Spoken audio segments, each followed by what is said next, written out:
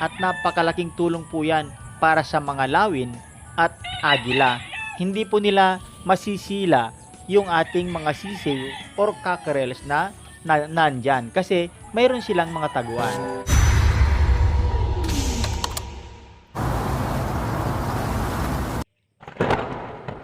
Magandang buhay mga boss. Ang i-share ko sa inyo ngayon sa vlog na ito ay tungkol sa iba pang pakinabang ng mga windbreaker na inilalagay natin sa palibot ng ating manukan. Ini, napuran natin yan eh. Sayang, dakkel ko man, hindi yung dagpay ko man eh. Masalinsihan pa ay. Iso nga talaga, higit pedalan. Papayan eh.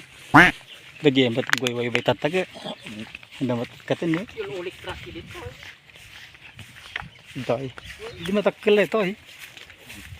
Kita na kung ano kaya. Kaba, yan eh. Ay, yung pawit mo lang garda dati bay na. Wan.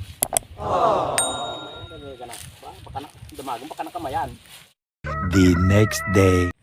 Bago natin na pasyalan ulit yung ating mga Gemelina na itinanim natin dito 5 years ago as windbreaker, kumustahin muna natin itong ating mga kalabaw na pinapapastol natin kay Manong sa pamamagitan ng agreement na patarakan system sa aming mga Ilocano.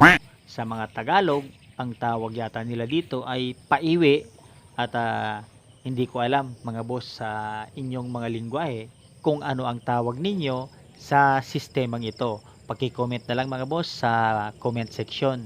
Ang patarakan system dito sa amin mga boss mula pa nung unang panahon ay parang sabong din. Usapang maginoo. Usapang lalaki. Walang pirma-pirma. May dalawang sitwasyon kaming sinusunod dito mga boss ni Manong Mulong ayon sa edad nung hayop mula nung umpisa niyang alagaan. Ganito yan mga boss. Let me explain. Ang unang sitwasyon na kalimitang nangyayari sa mga nagpapatarakan ay yung inurbon kung tawagin namin.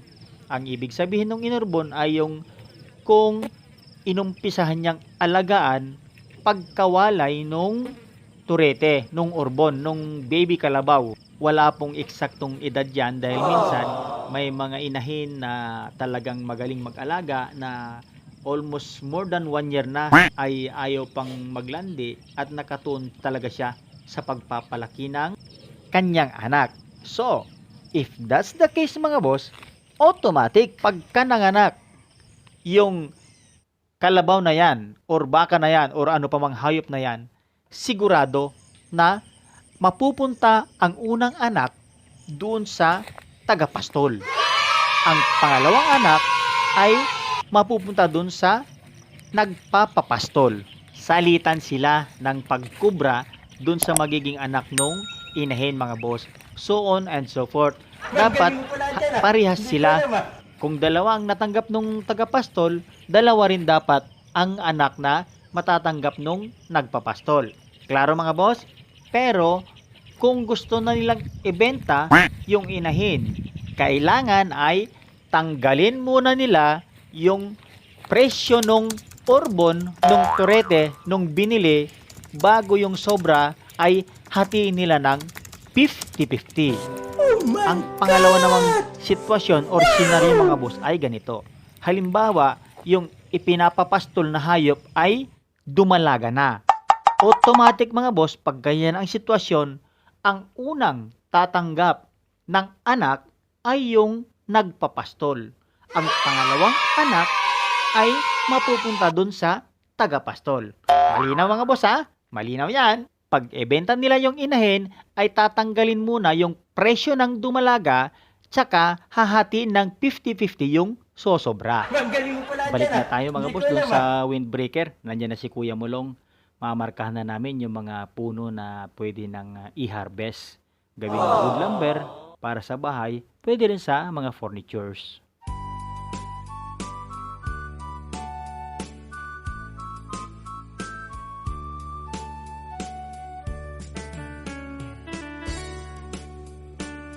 May tip ako sa inyo mga boss tungkol sa Gemelina.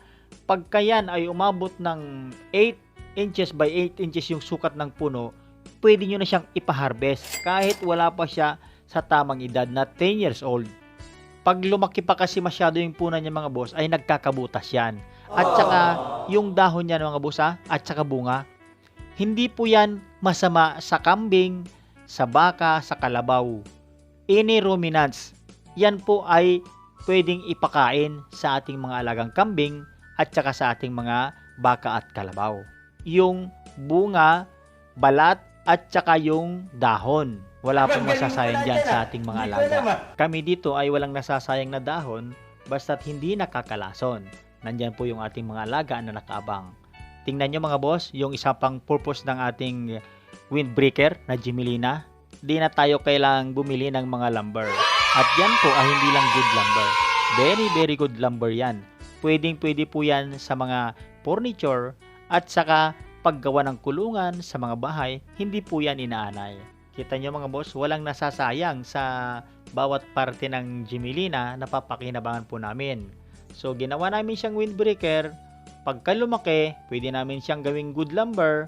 Yung dahon niya, pwedeng pagkain ng aming mga alaga, pati yung bunga, at saka pati yung balat mga boss.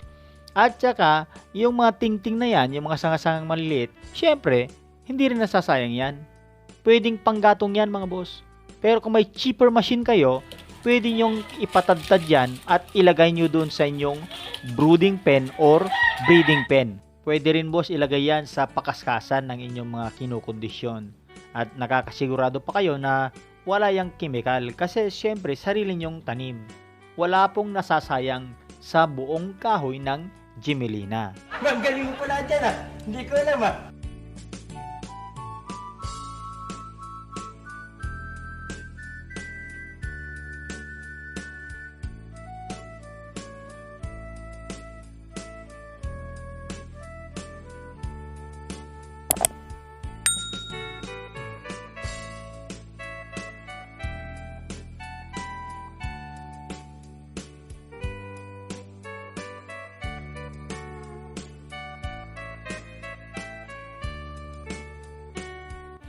Gumagamit din kami mga boss ng saba na bilang windbreaker. Pero ang tip ko sa inyo ay kung magtatanim kayo ng saba, ilayo-layo nyo ng konti sa inyong mga tipi, sa inyong mga breeding pen or sa inyong mga kulungan dahil yan po ay madaling matumba pag mayroong malakas na hangin.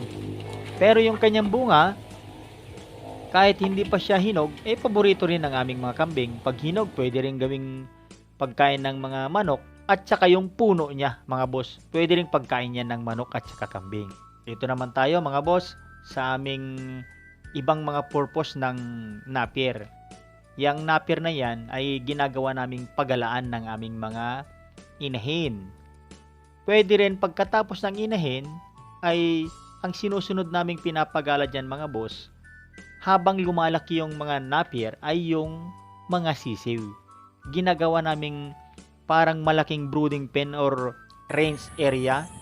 Yan pagka lumaki na ganyan, pwedeng pangharang sa matatalasang mata na kalaban natin sa pagmamanok. At saka, pwede rin pagkain ng kambing at napakalaking tulong po yan para sa mga lawin at agila. Hindi po nila masisila yung ating mga sisiw or cockerels na nandyan kasi mayroon silang mga taguan. Gumagamit din kami ng mga ganun mga boss bilang windbreaker sa outer boundaries.